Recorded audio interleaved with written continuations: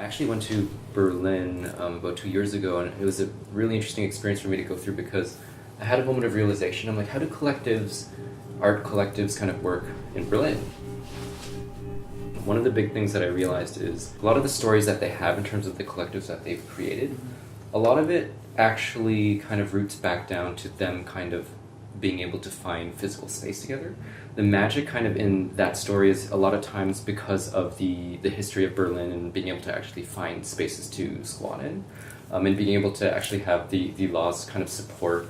If you're squatting for a certain period of time, then you're kind of protected in some sort of way. But these kind of don't really exist in Toronto, right? It's like there's so many rules for trespassing. There's so many rules that basically it's not really that easy to squat in Toronto. Right. But it was kind of interesting because we thought about that a lot and its relativity to Makeshift is how do we recreate that simple sense of space as a common place to come together? And I think the physical space of people coming together was a really important aspect of it.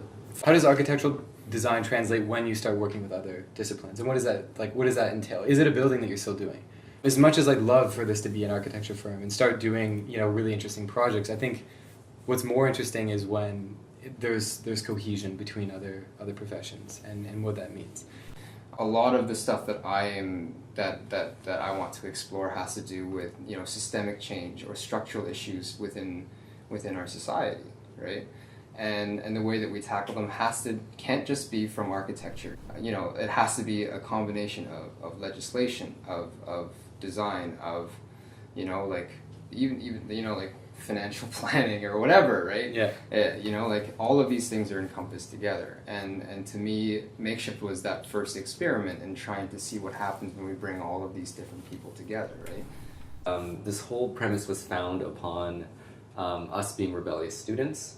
So the joke is that we turn it into a school, the students rebel, kick us out, we become very sad and alone, and then we become so proud. It's like the full cycle is... They start their own off-brand Makeshift. Yeah. They change the name, they do whatever they want, and...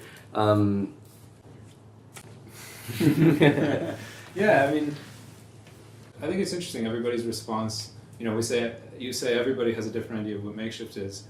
And in a way that's true. Alex talks about a school, Dylan talks about architecture firm, Nam talks about advocacy and change. But we do all agree we're kind of also singing the same tune when it refers to Makeshift itself as an idea, as an entity. And I think everybody beyond just the four of us can get on board with that. So Makeshift itself, I honestly don't know. I can't say where it will be in 5 years, 10 years, I don't know. I've stopped trying to figure that out because I think it's impossible. It's just a reflection of the people that come through. We want to be able to build a story. We want to be part of someone's story, and I think that's actually quite an important part of how we kind of practice our position. I don't know if you want to talk a bit to a recent project.